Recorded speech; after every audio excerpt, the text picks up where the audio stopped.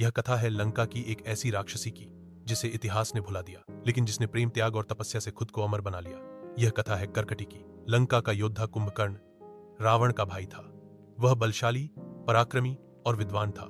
यद्यपि वह रावण की नीतियों से पूर्णतः सहमत नहीं था, परंतु भाई के आदेश पर उसने श्रीराम से युद्ध किया और वीर गति को प्राप्त हुआ।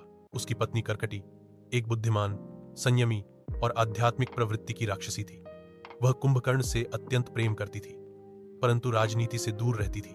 कुंभकर्ण की मृत्यु ने उसके जीवन को पूरी तरह बदल दिया। एक युद्ध की पूर्व संध्या जब कुंभकर्ण को युद्ध के लिए जगाया गया, तब कर्कटी ने उसे रोका था। स्वामी, आप युद्ध के योग्य अवश्य हैं, पर यह धर्म युद्ध नहीं है। रावण ने एक स्त्री का हरण किया है।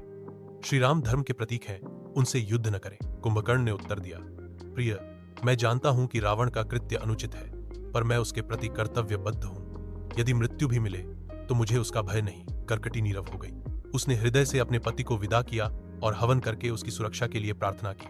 2. कुंभकर्ण की मृत्यु। जब श्रीराम के हाथों कुंभकर्ण का वध हुआ तो लंका में शोक की लहर दौड़ गई, परंतु सबसे अधिक शोक कर्कटी को हुआ। उसने दिन रात अपने पति के लिए तप किया।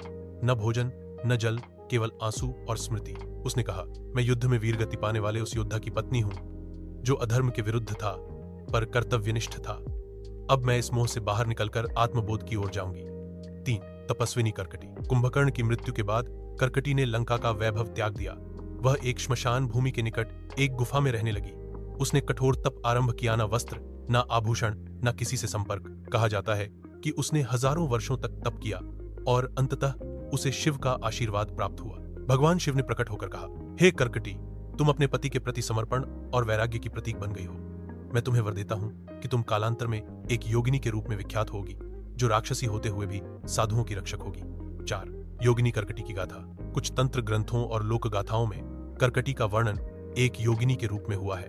उसे महाकालिका की अनुयायी माना गया, जो पापियों का नाश करती है और साधकों की रक्षा करती है। उसके कई नाम प्रचलित हुए, कर्कटी योगिनी, रात्रिचरिणी, श्मशानवासी देवी। कर्कटी की कथा हमें यह सिखाती है कि एक राक्षसी होते हुए भी उसमें त्याग, प्रेम, वैराग्य और तप की उच्च भावना थी।